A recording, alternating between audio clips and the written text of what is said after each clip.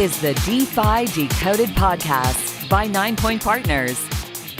The ideas and opinions expressed in this podcast should not be taken as investment advice. Always consult with your financial advisor before investing. Hello, and welcome back to another episode of DeFi Decoded. I am Alex Tapscott here with Andrew Young. Andrew, we've talked a lot over the past months and years about what makes Web3 different. And one thing that we keep coming back to is this idea of ownership, that you can create incentives to bring together many different stakeholders and different resources, bootstrapping networks that can replace or augment, existing more traditional networks. So you can use ownership as a way to bootstrap, decentralized exchanges in DeFi or decentralized social networks. One of the areas that's been interesting to me and that we've talked a little bit on the show is this idea of decentralized physical infrastructure, that if you look at the demands and the needs of sort of the modern economy, we need tons of computing power. We need tons of storage capacity for information. We need connected devices, and we need telephony that reaches the last mile and touches every single person. How are we going to do that? Well, maybe there's a way to use incentives as a way to harness all this latent capacity, to basically knit together a user-owned network that can do what traditional networks do, but maybe better, and in a way that's more fair, and where users have more control and governance and ownership. And we've seen a lot of examples of this, and we've talked even to a couple of groups, the Render Network, that do this for graphics rendering. We've talked to Hive Mapper, that's trying to build a user-owned database for mapping information. But the OG of OG DePIN projects is one that many people in the Web3 world know about, and it's called Filecoin. And more specifically, IPFS, the Interplanetary File System. Filecoin's been around for many years and has grown into a network that, in many respects, sort of rivals more traditional ones and is becoming a platform where a lot of entrepreneurs and developers are building their own instances and sort of applications on top. It's a really fascinating project and a really interesting example of Web3 incentives and Web3 technologies in action. And today we're going to dig deep into Filecoin. We've got a terrific, and the broader ecosystem, I should say, as well. We've got a the perfect guest, as they say, Molly Mackinlay, who's the head of engineering, product, and research development at Protocol Labs. Protocol Labs is an innovation network that's driving breakthroughs in computing to push humanity forward. It connects more than 600 tech startups, funds, accelerators, foundations, open source projects, service providers, and other organizations. They're building on top of Filecoin and IPFS, but also several other networks as well. The work spans the entire R&D pipeline across fields such as Web3, AI, AR, VR, hardware, and much more. Molly, we can't wait to dig into this conversation, to get your take on DePIN, as one of these exciting growth areas in Web3, and to get a deeper understanding of the important work that's going on in Filecoin. But first off, welcome to the show. Thank you so much. It's a pleasure to be here. Excited to chat. All right. Awesome. So why don't you tell us a little bit just about your journey? We always like to start with that. I know you spent some time at Google. How did you end up at Protocol Labs? Yeah, I started the way that actually many people in the IPFS project joined this community and ecosystem, which is as an open source contributor.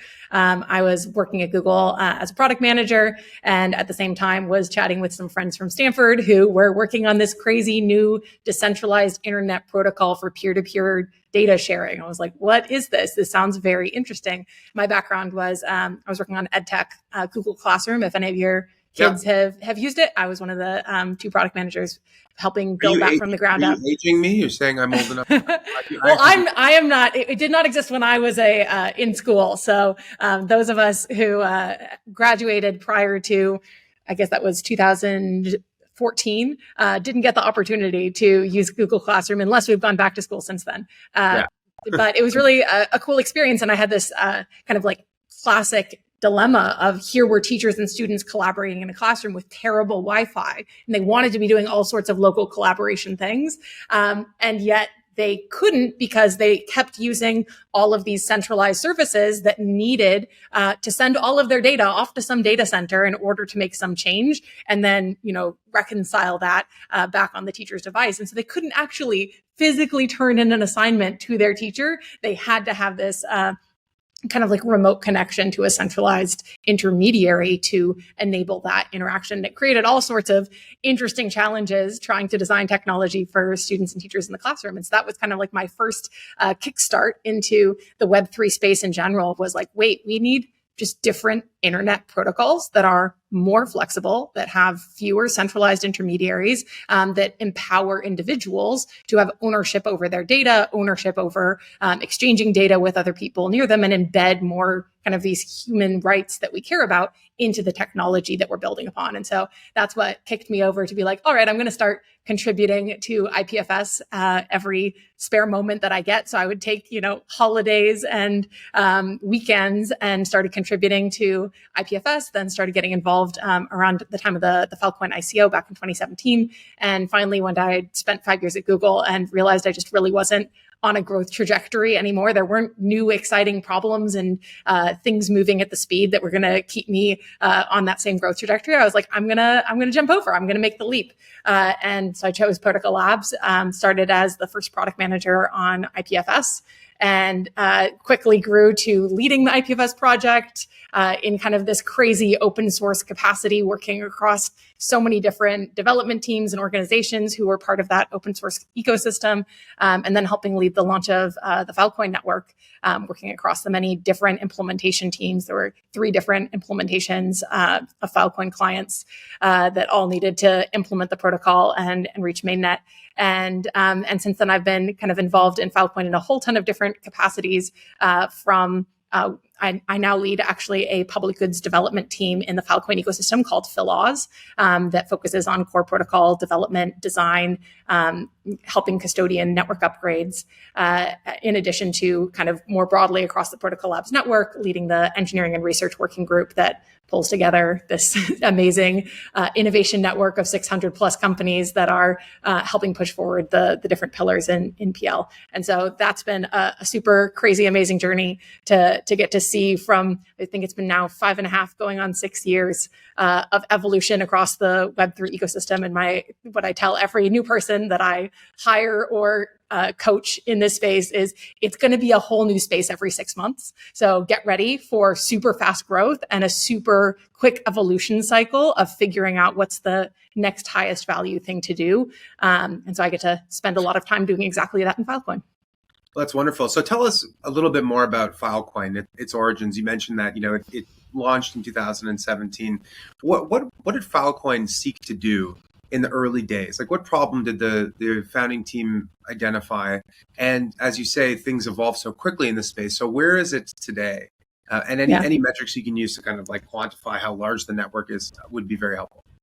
Totally. So Filecoin, the white paper or the update, the V2 of the white paper, the first white paper was 2014. Second white paper, which really went into the core details, was 2017. And then mainnet was October of 2020, in the smack dab middle of COVID lockdowns, which was a super fun experience for all of us involved.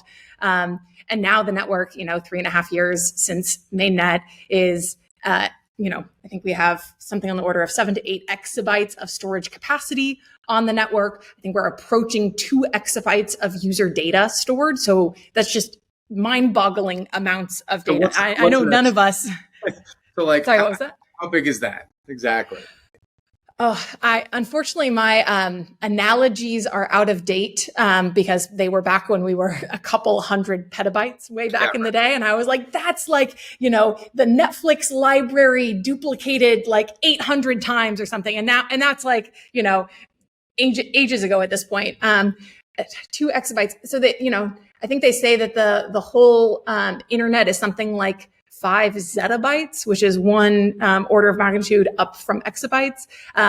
It definitely is the largest decentralized storage network in the world by a long shot, both on the capacity angle and on the user data storage angle. And that's including storing, I think a good metric is, I think it was CERN's neutrino data. So all of the data that's being collected through all of their testing is something like an exabyte a year. And so you said 7 exabytes? Yeah, 7 capacity? exabytes of capacity. Yeah. So 5 exabytes is all the words ever spoken by humans in the history of humanity. 1 exabyte is a 237,000 years of video content.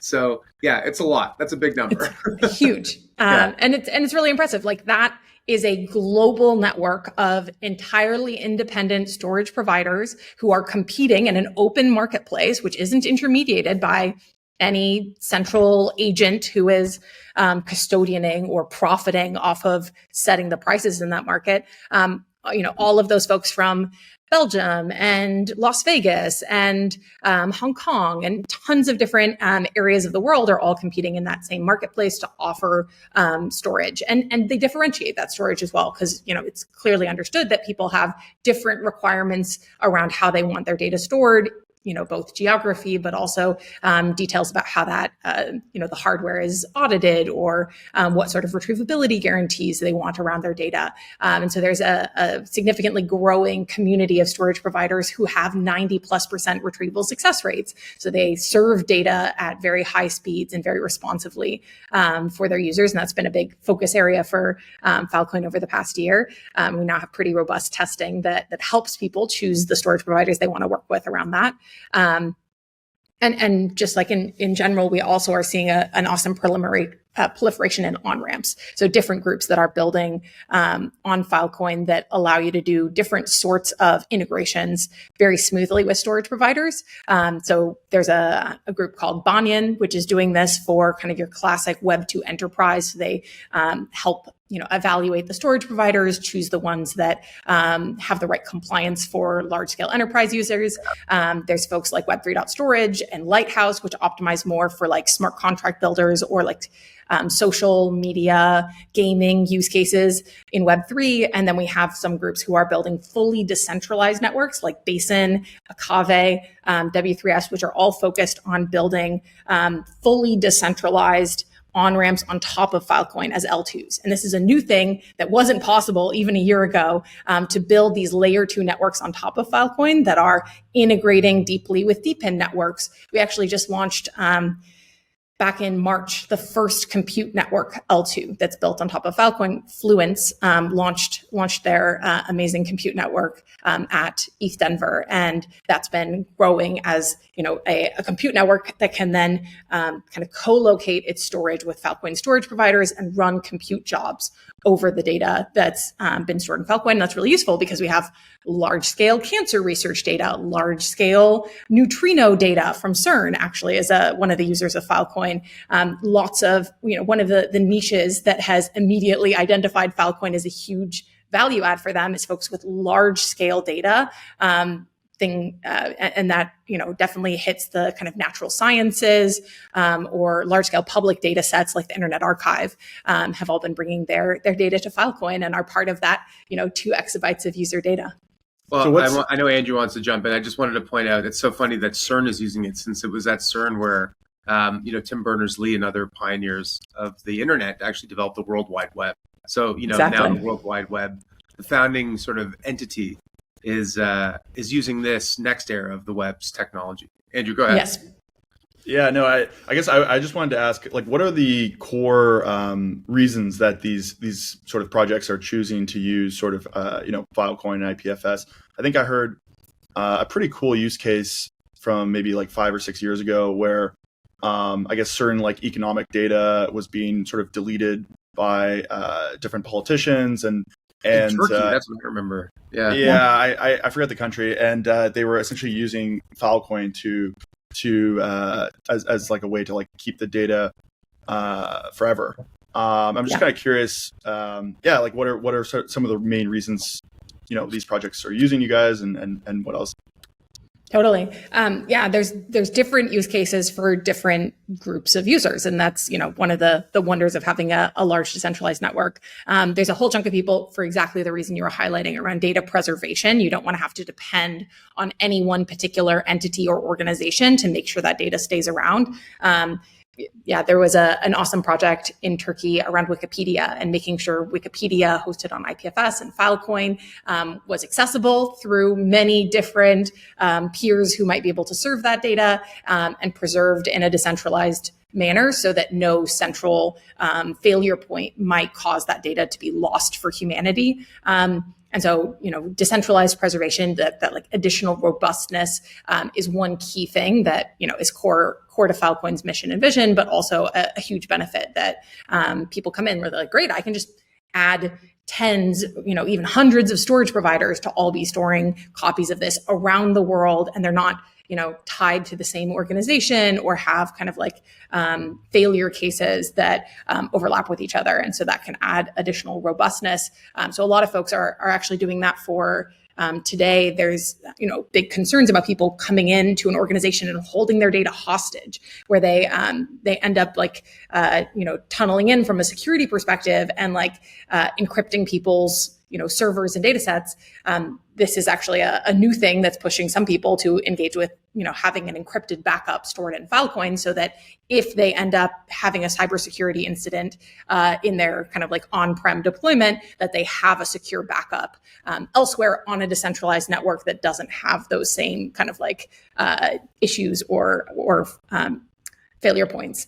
Another, obviously, price comes into it as well. When you're storing, exabytes of data like CERN, you really need to be finding the point in the market where you can do that efficiently. And you want to be able to store as much of the data you're producing as, a large scale data producer as possible, so that you can harvest all of the insights from it, especially as machine learning and AI increase. The large scale data that's being created and harnessed is just expanding massively. And so, large scale data generators want low cost storage, and how best to do that. You want to be doing it on a decentralized marketplace where you can be negotiating for the very best price instead of going to the likes of AWS, who are going to charge you an arm and a leg and hold your data hostage behind very large scale like bandwidth payments for accessing that data as well. And so being able to compete in a more open marketplace means that we just generally can harness data from every discount in the world and make that available to users at a lower price point. So definitely a number of folks are paying much less for storage on Filecoin than they would have to pay for AWS. But there definitely has been a trend of people who are paying even more because they get things like increased robustness, or another thing that's really interesting to folks is provenance. So the fact that it's stored on a blockchain, it's all content addressed. There's a really amazing use case that Starling Labs and the Equity Lab did in a collaboration with, I believe it was Reuters, where they were collecting all of this data around where photography was taken for media journalists who were recording data in, I think it was first around the 2021 presidential election and the primaries, to try and collect all of this data about, what were polling locations looking like, and having this provenance of where that data, that image was taken, how it was stored over time, how it was then visualized in websites alongside articles, so that you knew that the image you're looking at is actually an image of the thing in question in the article. And then it was even used in Ukraine for kind of war crimes footage that was then submitted to the UN as part of a court case to talk about war crimes. And that is probably going to be litigated far in the future, and having this long-term chain of provenance from the initial collection and submission of that data all the way through to when it actually becomes kind of like litigated and evaluated many years down the line. You want robustness of storage, and you want the clear provenance and custody of that data over time. And content addressing, Filecoin, IPFS, they give all of that to you. So that's actually an area where it's like, hey, this is adding significant benefits that we can't actually get from any other centralized storage system that exists out there. Well, I want to drill down on this idea of provenance because one of the things that is top of mind is AI, right? And how AI is using data to create, outcomes, outputs. And there's some concern around, creators and IP rights and how it may be used and misused. And I'm wondering, is there any is there any connection here with Filecoin? Like, could, for example, in the same way that you might have provenance of war crime footage that could help in a criminal trial down the road, is it possible to use the same type of tools to be able to identify the provenance of data that goes into a large language model that shows like who owns it or who created it? And could that be a way to potentially, I don't know, ensure that creators get paid or compensated fairly, or at least notified whenever their content is used in that manner? Do you have examples of projects building on the network that are doing stuff like that? I do, and I think it is a huge area of growth for the whole Filecoin ecosystem, and an area whereby humans can have more equity in the creation and evolution of these new technologies. Like, strongly agree. There's a whole kind of area in Web3 called kind of like the decentralized science movement, or DeSci, that is trying to develop better like models where this can demonstrate what data is kind of being pulled out when it's been trained on a larger data set, and then it ends up coming up with this result, how it can highlight where did that come from in the original training set. There's also some really interesting work being done right now at a policy level about like what sort of like data model report cards around the data that feeds into the model, or that is the model is trained on. How should a AI organization or creator be responsible for the data that's included in there? How should they be documenting it? And at the very least, auditing or understanding that what their model will be highly affected by the data they train it on, and the responses that come out of it will be influenced by that overall data. So how do you say regulate it or audit it, or kind of assess issues with it? There's a couple of groups that are doing really interesting things around this in the PL network, and especially in the Filecoin community right now. There was a really cool project that launched along with the Filecoin Virtual Machine last year, which is called Water Lily, which was it's a smart contract that is trained on a wide number of like images by different artists over time. So it has Monet and Monet's water lilies and Picasso and all of these different artists. So you can then generate a new image based on an image you put or based on a prompt you put in the style of, and then you select your favorite dead painter from there, and then it donates the rewards based on the kind of new image that you create to one of the different funds associated with kind of how that model was trained, so that as you're kind of creating new content through that AI language model, it's also returning some of a fraction of the proceeds of the cost of creating that back to the original data creators, so that they're participating in the future proceeds and upsides of all of the people who benefit from new AI models trained on their creations. I think that at scale, like, could you actually could like OpenAI partner with Filecoin, where like any data that that you have exabytes of data. That's a lot of data, as we said. They probably want access to that data. I don't know whose permission they seek for that. Is it yours, or is it the end user? Like, I have no idea how that works. But let's say it was you. Could you say, okay, sure, any data that you can access this data, but since we know the provenance and all the rest, can we do that? Like, do that thing where a portion of proceeds goes towards the creator, like for everything? Because what I find really interesting is like a lot of the AI and blockchain, Web3 projects always seem kind of small at scale and kind of humble. But this would be like, you have all the data, so can we turn the on switch on for something like that? Yeah, and obviously that kind of as the data feeds in, it's really the clients who are storing their data who are the ones who are making a decision like, do I want my data to potentially be accessible for someone to run a machine learning algorithm over it? And then they would be the ones whose data it is originally, not the storage provider, not the Filecoin network itself, but the clients would be the ones associated kind of with the proceeds of that. And we have a couple of groups who are doing really cool stuff, what we call data DAOs, where they're effectively creating collectives that can harness and improve, tag, iterate upon a data set, and collect data from this whole DAO membership group, and then offer running training jobs over that data set to different, machine learning algorithms or groups like OpenAI. And then, based on the proceeds from those fees for running those algorithms over the data, return that back to the DAO membership.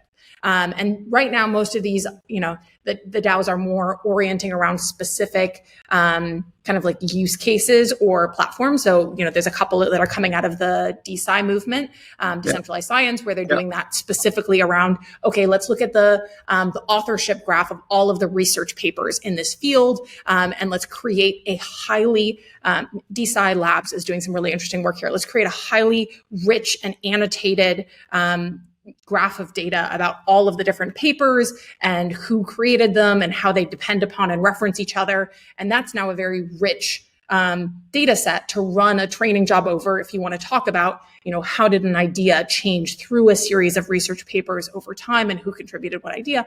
Very, very interesting to feed that into a science-oriented AI or language model. And so they can then harness that data set and be like, great, anyone who wants to run a training set over this data, that's cool, but you need to, buy some of our DAO tokens or contribute back to our DAO. And we then have a shared wallet whereby we can both pay for the long-term storage of this data. We can pay people who augment and add more data to it. And then we can share the proceeds across all of the people who are helping contribute to it. And so super cool new thing that now can exist as an entirely decentralized community of scientists who are actually owning and upgrading their own content graph and monetizing it and seeing a benefit there instead of just doing all of that for free to something like Elsevier, and then Elsevier makes all of the profits and just the scientists are kind of cut out by the central intermediary.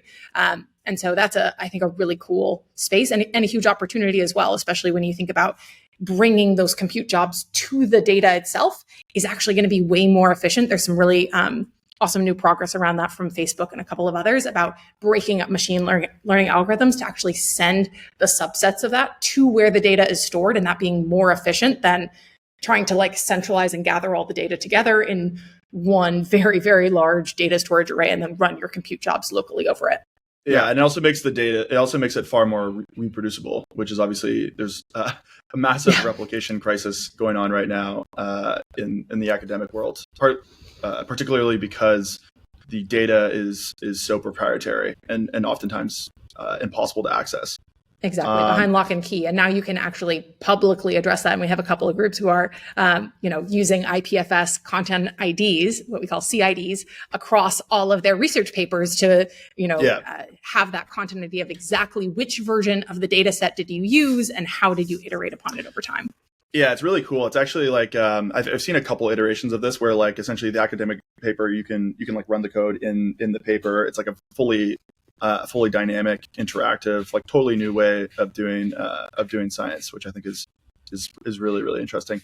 Is there any kind of sort of consumer use cases of this? I guess one of the ideas actually from way back, I guess project still exists, but back in the day, Basic Attention Token sort of had this idea of, let's cut out Google, and essentially the way it works is as you use this Brave browser, which is like a Google Chrome type. I think it's actually more similar to Firefox.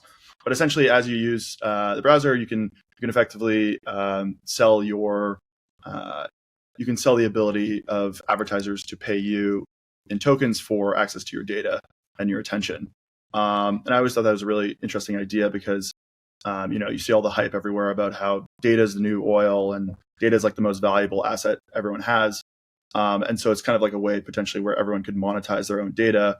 And it seemed like Filecoin was the clear sort of venue for this. I'm just kind of curious if that has taken, if there's any interesting kind of straight to consumer type data to earn applications, either live or coming out. Yeah, probably the closest thing I'd point to is NFT data sets, because that's a clear example for consumers and content creators of monetizing their data sets kind of directly, having a direct marketplace, being able to buy and sell and profit from their data directly. I haven't yet seen people who are doing like, marketplaces for buying like just like random video content or like random archives of data. Yeah. I think there's possibility around that though, especially now that some of the latest things that you see, OpenAI and the most recent Gemini release, they're all just trying to get as much video recording data of your screen as possible. Like that is seeing how you use your devices, the prompts you put in, like they're just trying to harness all of that data to then be able to train kind of like OS based machine learning algorithms against, so that you can do much more efficient prompting before and after. I think it's, from a strategy perspective, brilliant, a little bit scary, but like makes a lot of sense. I think it does open up this world of like, well, what if I record my screen locally and then I retain access to my data sets of all of the things I'm doing, and then maybe I could sell that directly on a marketplace to aggregate along with many other people for the kind of like components they're working. I think that could be really, really interesting. Most of what I've seen so far is either happening as part of the DeSci movement, where they're kind of more open data sets, but that are tuned and structured and augmented by scientists specifically for running language models over. There's some interesting stuff happening in the DePIN space where you see these DePIN networks that are creating, large, like all of the WeatherXM data, which is stored on Filecoin and is then able to help generate much better weather predictions about different areas. And I think that's really interesting, where you have this kind of like tuned large scale data set. But I think there's actually a really interesting opportunity to have user contributed data. Maybe it's like our photo libraries, or maybe it's, that might be an interesting monetization pathway of like, great, use this imager or this Instagram equivalent, and you can actually monetize and, get storage at a discount even, or even get paid for storing your data in this app because you're making it accessible to machine learning algorithms in some anonymized way. Yeah, that's interesting. Like a new monetization method for social media. I was actually thinking more like healthcare data, like personal health data. Stuff there like actually are a number of groups who are doing that. I think they're definitely in a place right now, just because health data is so sensitive, that it has to be very kind of like user, fully understanding, like, yes, I choose to contribute my data to this data set. And I don't believe right now that they're, I think it's mostly been voluntary and not payment oriented so far, probably because people are just, prototyping and trying to be very careful that they don't step across any, health data regulations or constraints. But I do know of a couple of groups, I think in Australia, that were doing kind of like, health data image collection, so that you could then run machine learning algorithms over top of like X-rays or other kind of patient supplied data. Yeah, that's really interesting. I know. Sorry, one last thing, guys. I know Alex wants to jump in. I know there's some. You're on a roll. Go ahead. No. Because I know like there's some companies doing. Like I've seen some companies doing like AI skincare, where you take a photo of something weird on your skin, and there's like a model behind that says like, hey, it's like a 70% chance of this, or whatnot. And the biggest issue always was obviously getting enough data, labeled data, to actually train the models. That was like the key sort of moat to like preventing tons of these things being built. And I'm really interested to see this, as you say, it's like labeled data is also really important going into it. And I think the concept of data DAOs could have a really interesting place where you're both getting, some proceeds from contributing your data to it, but that you also have the concept of data curators or data labelers who are, incentivized to help improve and custodian those data sets. You can have things like DAO governance around adding data to a collection to see whether it improves that collection over time. I think there's some really interesting innovations. We've seen a lot of really cool hackathon projects that are coming out around it. And there's a couple of groups in the PL network that are focused specifically on building like compute networks that are serving this model. So Jensen's doing some really cool stuff there. There's a group called Akave that is working with Akash to have all of their compute snapshots be stored in Filecoin so that they can, start and stop from any point, and they just have access to large scale storage at the edges for all, if you have edge computing, you want edge storage, because that just allows you to co-locate your compute and your data, and being able to do edge snapshotting, edge long-term storage, and then run your compute jobs in a decentralized way is just a huge new opportunity for making this much more accessible. And then, sorry, one last question. I'm curious about one of the things I was most excited about in the Filecoin community was the Filecoin Virtual Machine, which to me was like a huge unlock for sort of bringing Filecoin to more of like the crypto mainstream. Like right now, it sort of exists as like a real project solving a real utility, but it's always good to get the crypto natives involved.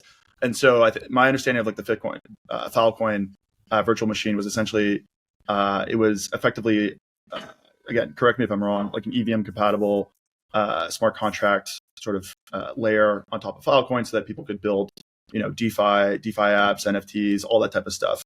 I'm kind of curious where that fits within the sort of overall strategy of Filecoin and IPFS and all that, and how are you guys thinking about it sort of moving forward?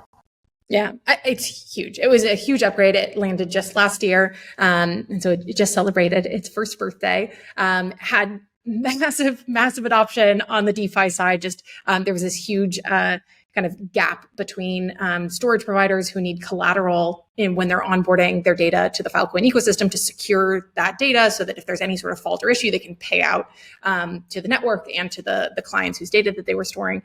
And for many storage providers, someone who's plugging in a machine in their basement, like they don't have access to large amounts of Filecoin collateral to secure that. And so being able to go to a decentralized kind of like loan provider or leasing group allowed them to, get access and get started participating in the Filecoin ecosystem and offering the service kind of with this additional collateral. And so that was a big thing for FVM and helped just really accelerate the amount of activity and amount of data that was able to flow into the Filecoin network, which is awesome. And so that was kind of like the first, most urgent pain point for a number of storage providers in the network. The thing that, I'm really excited about is also how this interconnects Filecoin with many other networks. There was kind of an awesome kind of deep dive earlier this year about how Solana has started storing all of their chain state on Filecoin so that every time you need to reboot the Solana network from Genesis, or if you want to, even just fetch a history dump of all of the Solana chain state, you can do that from Filecoin storage providers instead of paying an arm and a leg to a centralized RPC provider. And the thing that FVM unlocks, along with a new feature that's coming very soon, is that kind of cross-chain programmable bridging. So you can have things like Axelar that are not just doing kind of like token bridging, but they could also do storage proof bridging, where you can then store a piece of data on Polygon or Ethereum or Near or anywhere else, and then have that transfer and land in a storage proof on Filecoin. The thing around FVM when that first launched is that we still had very slow finality in Filecoin. If you know Filecoin's history, this was starting to be designed 5+ years ago, went to mainnet 3.5 years ago. It predates a number of the kind of really fast block time and really fast finality improvements that happened more recently in the ecosystem. And so what's coming in the next network upgrade for Filecoin is a fast finality gadget that combines with kind of the Filecoin proof of work, where all of the storage providers are kind of contributing kind of their storage power to the network, to also have kind of like fast checkpointing so that you can do cross-chain bridging very efficiently, and that 90% of the time, fingers crossed, you'll actually have single block finality over top of doing a cross-chain transaction. So one of the things that was slowing down that kind of trustless cross-chain data transfer was the fact that we had, something like 15-hour finality to the Filecoin network. No one wants to wait 15 hours to store a file. It just doesn't make any sense. But now that we're going to have 30-second storage, that's a lot better. And that kind of enables many groups to do that kind of seamless interconnection of like, great, I'm going to store all of my chain state to Filecoin. Maybe some folks We'll use that for archival. We also have a couple of groups who are building L2s on Filecoin, which is a new thing that FVM also unlocked, this ability to make additional layer 2 networks that are using the programmability layer of FVM to hook their networks into Filecoin L1 and then offer even faster aggregation layers or caching layers on top of Filecoin storage so that you can have different user experience that are tuned for different types of networks. So Textile just announced that they're going to be launching Basin, which is a DPIN-oriented hot storage network. It has an S3 API. The Textile folks have been really close collaborators in the IPFS and Filecoin ecosystems since as long as I can remember. And they are building this kind of data-oriented L2 that's oriented first on DPIN networks. So they've been onboarding WeatherXM. They're working with IoTex. They're working with a number of different groups to enable them to just put all of that large-scale DPIN data. So they're the weather data or the security cam footage, or maybe in the future, all of Hive Mapper's mapping data, store all of that on Filecoin so that as a DPIN network, you don't have a central point of failure where you, as a network, or maybe even as the initial team who's helping, boot and implement a DPIN network, are the ones, with a credit card on AWS storing all of that data. And if your credit card goes away, then suddenly all of the data being stored on that network would go away. That'd be a problem. It's also we have a number of groups who are focused on just like that, the core like indexer data or data availability layer data. And so there's a lot of really cool integrations because even, data availability layers, when they're doing their proofs over top of data availability, they're only holding on to that data for like 7 days. You don't want that data to disappear after 7 days. That's the critical history of your network. You want to be able to audit that. Exchanges want to be able to have access to that for long periods of time. And so being able to integrate Filecoin as kind of a long-term storage system for that is, a perfect win-win use case. And really FVM allows you to do that in trustless, programmable, fully decentralized ways and build networks that are really tuned for doing that at scale. Yeah, that's fascinating. Yeah, it's amazing. I mean, there's so much that's going on that people are probably not totally aware of. You've talked about a lot of different things, and I'll attempt to summarize. But basically, at the early stage, people were interested in using Filecoin. A lot of Web3 native organizations, because they're decentralized, so it makes sense to decentralized storage. Then you've got people who need to store data forever. That's censorship resistant, resistant to institutional capture, government capture, corruption, things like that.